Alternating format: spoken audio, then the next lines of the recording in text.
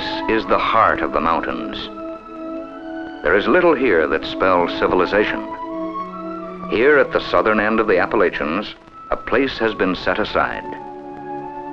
Here, man and nature are not in conflict, but in harmony.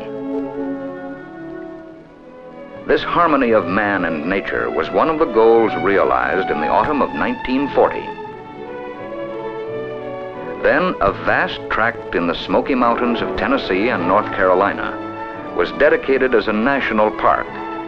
As President Franklin D. Roosevelt said, "To the free people of America, I dedicate this park."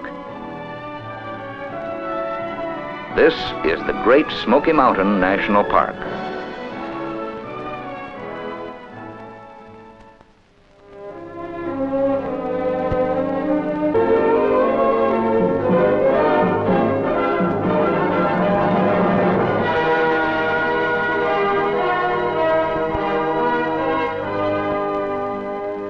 This, the 21st National Park of America, borders Tennessee and North Carolina, which means that over 120 million people are within 700 miles of the park, as this radius shows.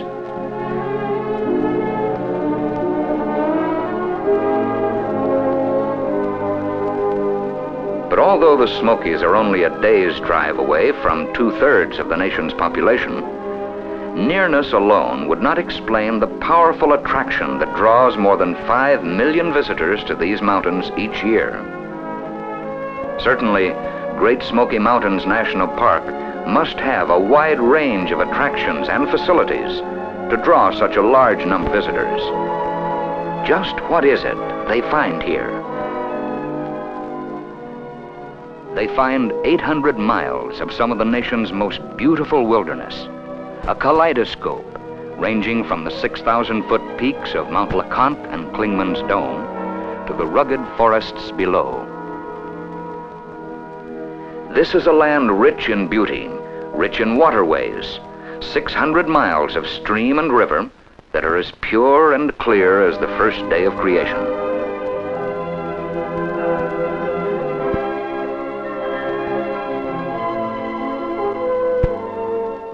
And everywhere, nature has lavishly decked this land with flowers, with trees, with meadows, like one vast garden. To preserve and protect the beauty of this area, the Park Service moved into the Smokies. Theirs is a double job: to administer the care of the park with its resources and wildlife, and to give assistance and guidance to park visitors. Visitor centers, such as Sugarlands, have been set up to aid the park's visitors and inform them about the area's resources and the necessary park regulations. The rewards of this cooperative program are evident. Today, visitors to Great Smoky will enjoy every facility that the park offers. Tomorrow, new visitors will find these same facilities available, unmarred by human carelessness or thoughtlessness.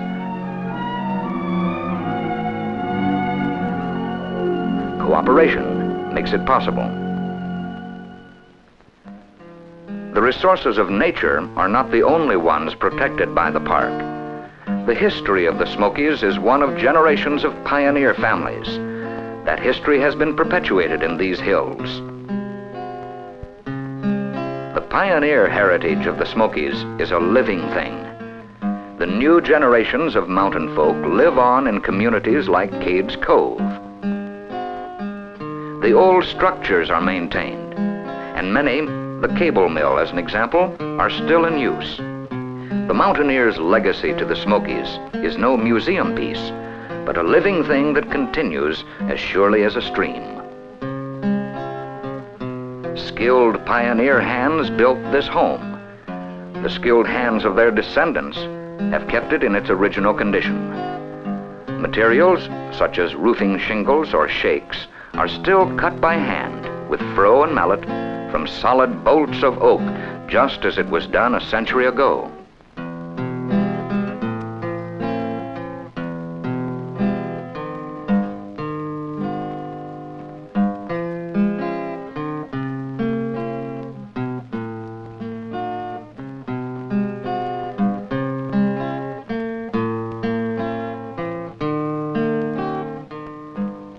Likewise, many mountain families still spin their own wool yarn from the wool of their own sheep and weave or knit it into garments themselves.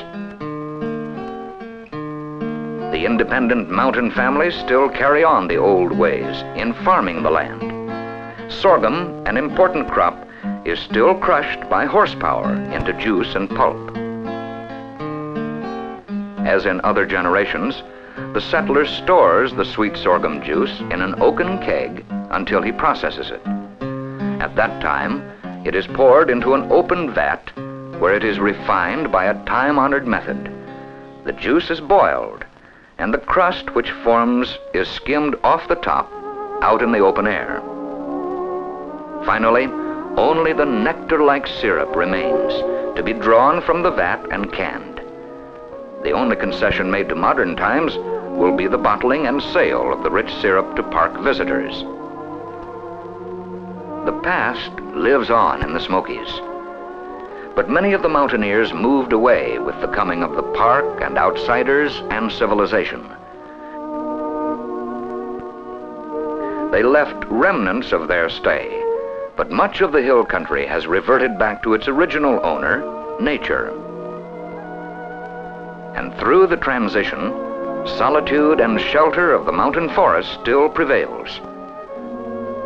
The park remains a great refuge for the first inhabitants who lived here. Wood ducks who come and go unexpectedly.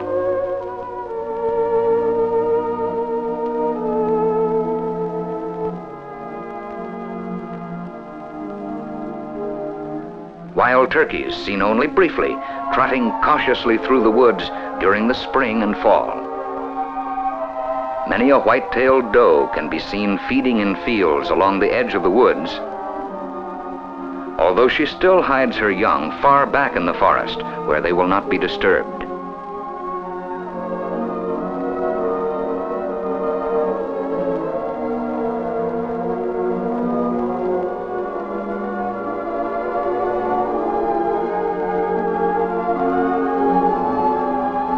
On the other hand, there are a few show-offs in every crowd, and the animal kingdom is no exception. The black bear often behaves very much like a spoiled child, continually trying to gain the attention of human visitors. Of all the park's year-round inhabitants, the bears are the most sociable, playful, and adventurous.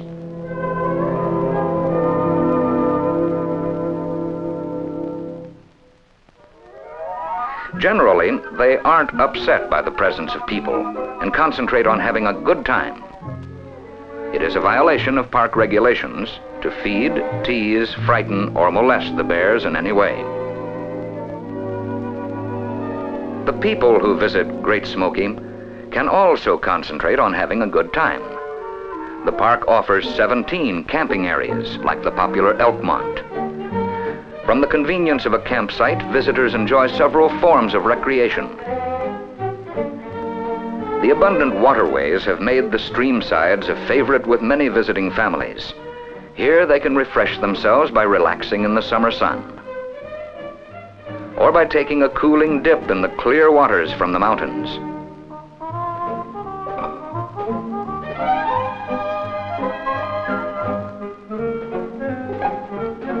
Many a visitor to Great Smoky has found still another attraction in these clear rivers and streams.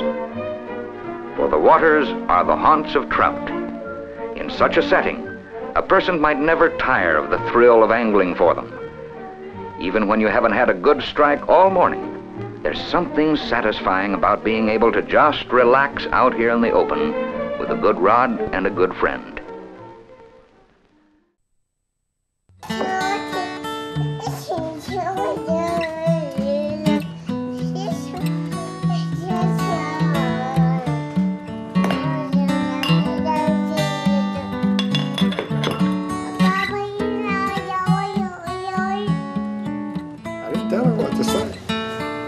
Visit alewinepottery.net and shop online for a one-of-a-kind, genuine alewine. Come see us here in Gatlinburg's arts and crafts community.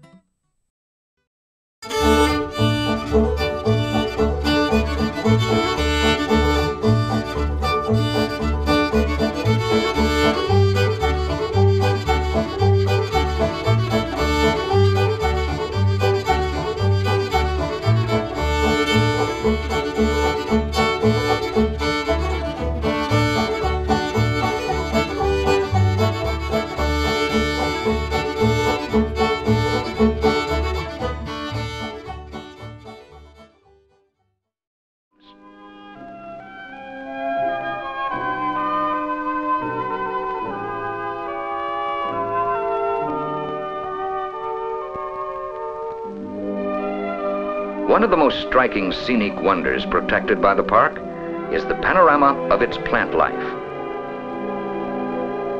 Great Smoky Mountain National Park is perhaps the only single region that contains trees, shrubs, and flowers that run the full spectrum from those found in the American Southeast to those that are usually found only in the North Canadian hills. Here, in a low valley, one can see trees and flowers that bloom early and favor a warm climate. Great beds of sun-thirsty phlox carpet many of these lower forests and valleys.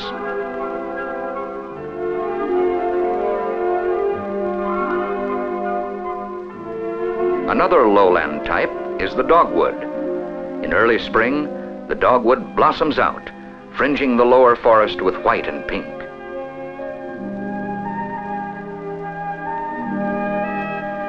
In the rich soil of the valleys and lower slopes, individual dogwood blossoms often grow to a size as large as the palm of a man's hand.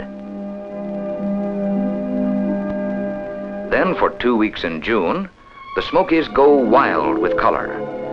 The flame azalea bursts forth everywhere in a rainbow of brilliant colors.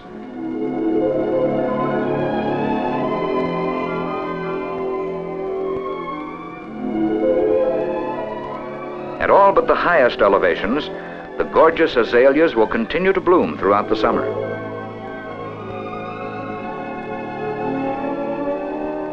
Higher up in the hills and later in the season, the mountain laurel makes its appearance. One long look at the laurel in bloom will explain why early settlers drew attention to the laurel's delicate beauty in many a tender folk ballad. Already the landscape has changed. At these higher altitudes, hardwood trees, usually confined to the northeast, begin to appear. Even the mountain laurel begins to take on a hardier, tree-like look. At the threshold of the mountains proper, the trees themselves contribute to the panorama of summer. Slender poplar trees bear golden tulip-shaped flowers that sparkle on the hills.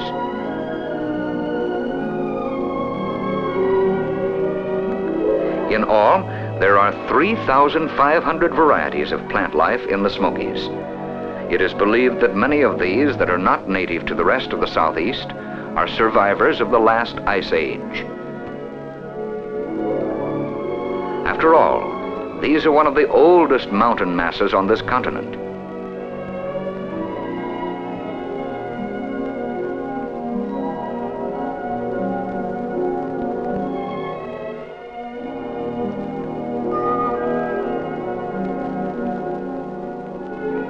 In any case, it is only fitting that one of America's largest parks should also be the most abundantly blessed by nature. At the highest altitudes, this abundance of growth continues. A midsummer journey up any one of the many mountain trails can bring the visitor into a virtual garden of brilliant rhododendron. These hardy and richly colored blooms give a ruddy glow to the face of the mountains each summer.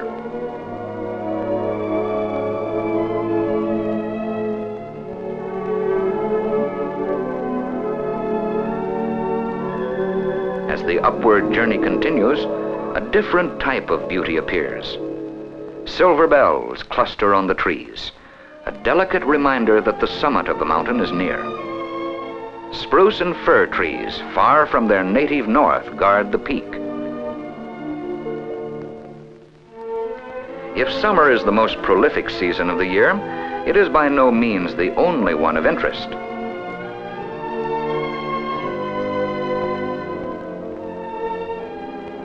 July and August may be the peak season for the park's visitor, but now nature is preparing to take her holiday.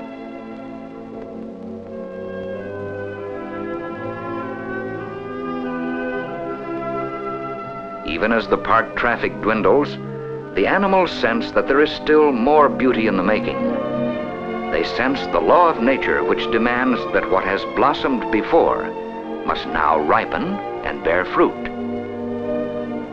The natural calendar is drawing to the close of another cycle. In one final sweep of bold color, the Smokies blaze into autumn.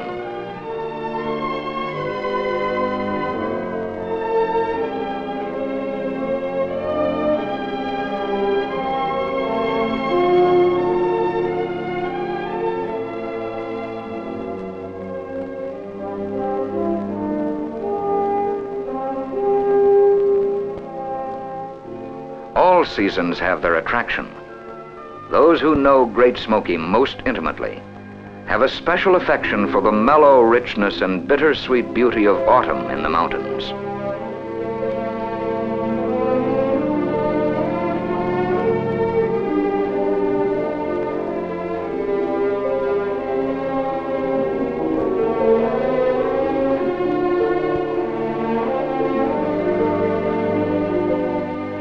Like all good things, autumn must come to an end. The brilliant colors fade, the leaves fall and are blown away. And cold blasts from the north announce the coming of winter. A bit of deep snow covers the Smokies. A mantle of cloud shrouds them in frosty silence.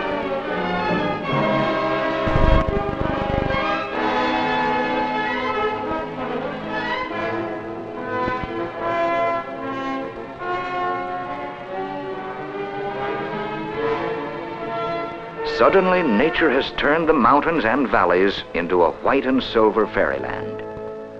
Once again, the park starts to receive visitors, for Great Smoky offers much in winter as well. A number of ski developments, built in the mountains outside but adjacent to the park, prove to be a popular addition to the Smokies' natural attractions.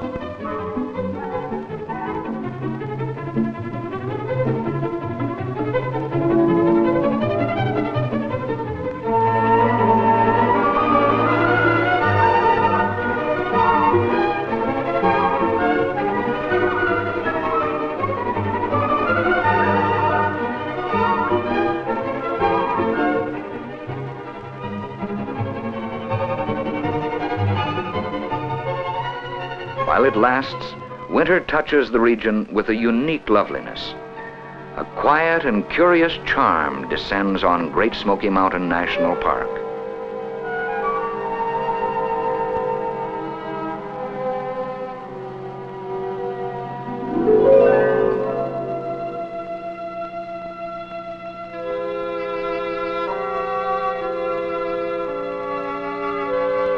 For all things there is a season. And for all seasons, there must be an end. Soon, the fragile beauty of winter melts away, flowing into a new cycle of life.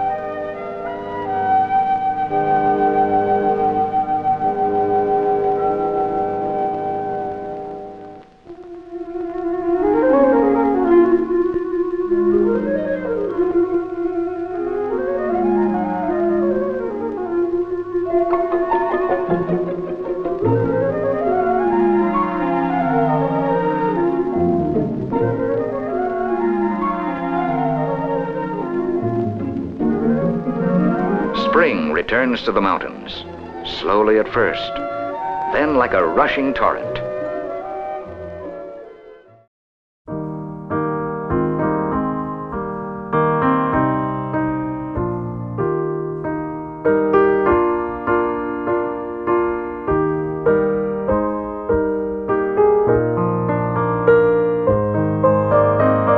Visit alewine Pottery in the Great Smoky Arts and Crafts community in Gatlinburg. Enjoy Alewine Crafts and Fun TV online right now.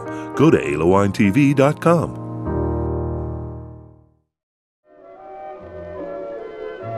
And with spring come new visitors to this garden of nature, to experience its wonders for the first time, to revive themselves in this wholesome atmosphere. For here, a place has been set aside where man and nature are not in conflict, but in harmony. A place where every living creature is protected to live in peace. A place where nature's abundance is unmolested by the man-made world.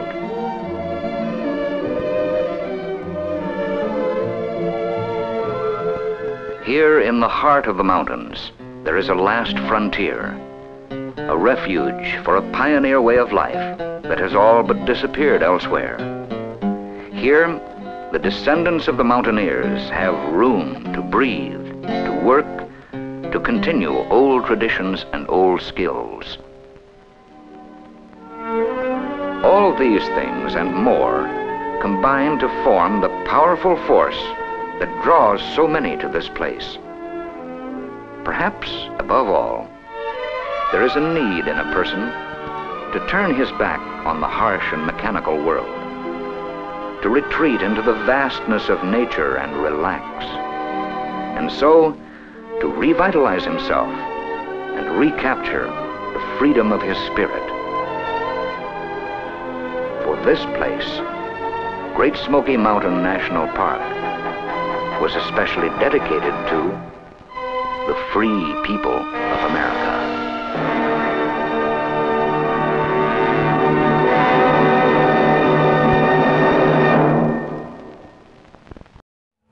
Hi folks. You know, every day we have people call us that are having a hard time finding our shop.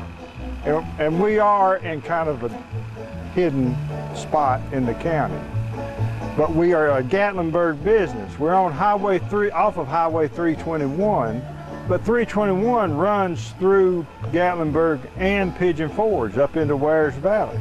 And a lot of times we get people calls from Wares Valley wanting to know where we are. But you have to go to Gatlinburg to get to our business. So if you're in Pigeon Forge, come to Gatlinburg. Now, once you get to Gatlinburg, all the lights are numbered. So if you'll look for light number 3, there's one way you can turn there. So you want to turn onto Highway 321. Now when you turn, you'll go 3 miles out that road. And you'll pass the post office, you'll pass Food City. Just keep going through it, and at 3 miles you'll come to light 3A. And that is Glades Road. Now there's only one way you can turn there also, and you'll be turning onto Glades, and you'll go a little under 1.5 miles to get to our store. So remember, we're a Gatlinburg business. You have to come to Gatlinburg to get to our store, and we're off of Highway 321. We look forward to seeing you. We're open every day. We open at 9 o'clock, and during the season we stay open until 6. We've got live music, we've got popcorn, you can sit around and play checkers, we've got rocking chairs everywhere, and we also have some pretty nice pottery. You can watch our potters work, you can talk to the people. Just come out and spend some time with us. I think it'll be worth your trip. Good to see you.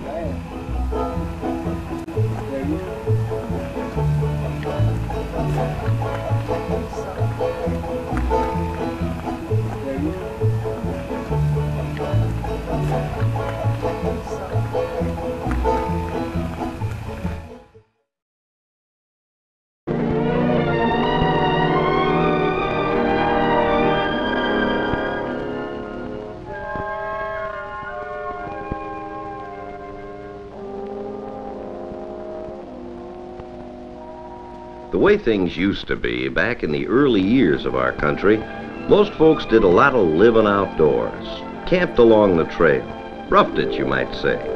It was a necessary way of life. Most all our land was wild, virgin territory. There were mighty few towns or settlements, and they were right in the middle of the wilderness country.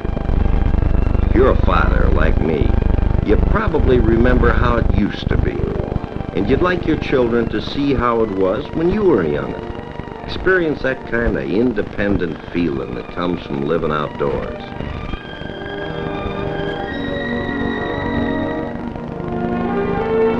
Did you ever get a hankering to get out in the open, see animals and their natural surroundings, sort of get away from it all? Sure you have. That's why camping and travel has become one of the fastest growing fun sports of our time.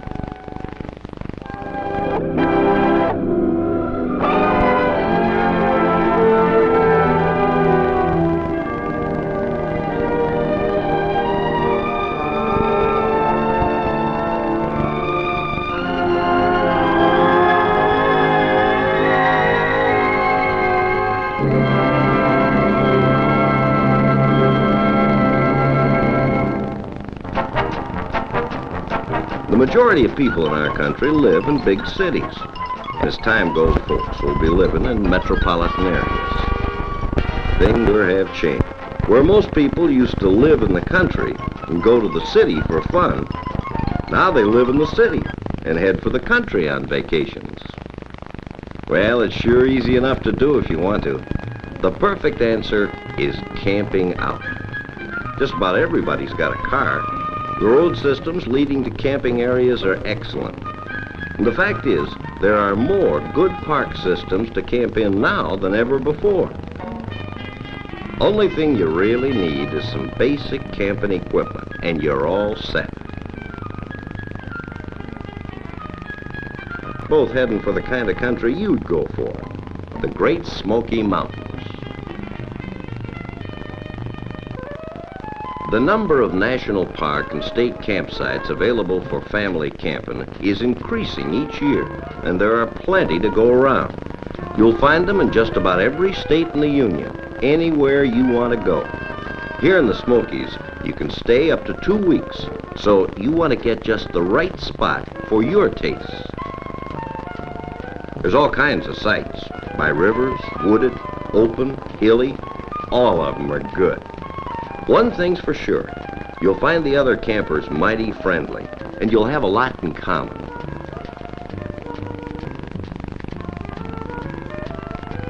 I tell you, setting up camp nowadays with all this modern equipment is real easy, even if you've never done it before. Of course, things are a lot easier, too, than they used to be. Why, you can have all the comforts of home if you want them. Nice gas stove, portable icebox, lantern, cooking things and all. No dishes to do, though. Use paper, throw them away. Point is, the things you need don't cost very much. But you sure find campers that go all the way with the most modern equipment.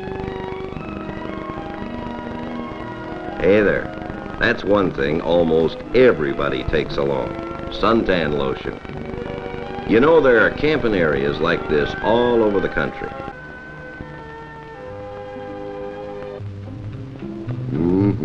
That water is going to feel mighty refreshing. There just isn't anything like a cool, fast-running mountain stream.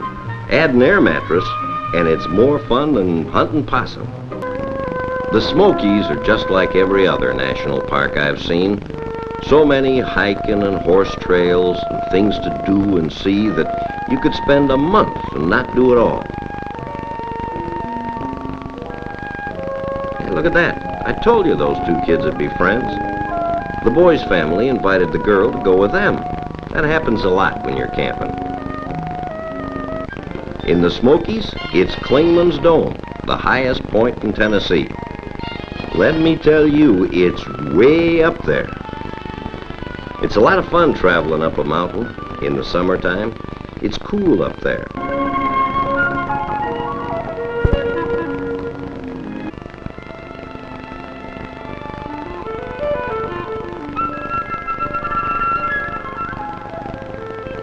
This is the kind of sight you'll remember a long, long time.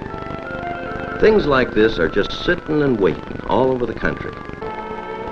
After Clingman's Dome, you can drive into the valley to Cades Cove and see just how people lived and farmed back in the frontier days.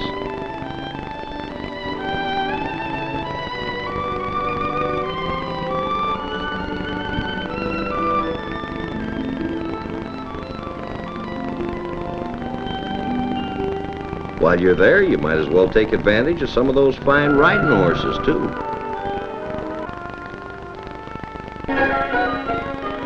Gatlinburg, Tennessee. It's just outside the park. Of course, that's one of the reasons you go camping, to see all the sights in the area, as well as enjoy that relaxing outdoor life. Sure, you're saving money, but it doesn't mean you can't come out of the woods once in a while and be a tourist. Just like every other park area, there's a whole lot of things to do. And Gatlinburg is more fun than a square dance and a quilting bee all rolled into one. A ski resort can be just as much fun in the summer as it is in the winter.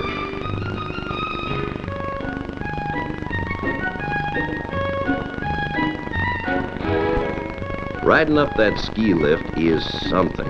Looks like you're gonna go clear up to the clouds. And then when you start down, what a view.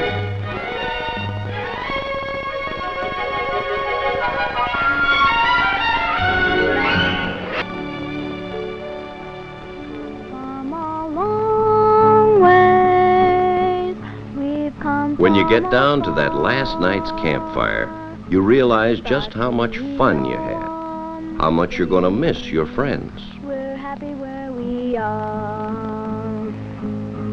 We're camped in the Smokies. And if you're a parent, you'll have that good feeling of knowing your child just a little bit better. Camping is a way of bringing people together somehow. I can guarantee you this. On top of old Smokies.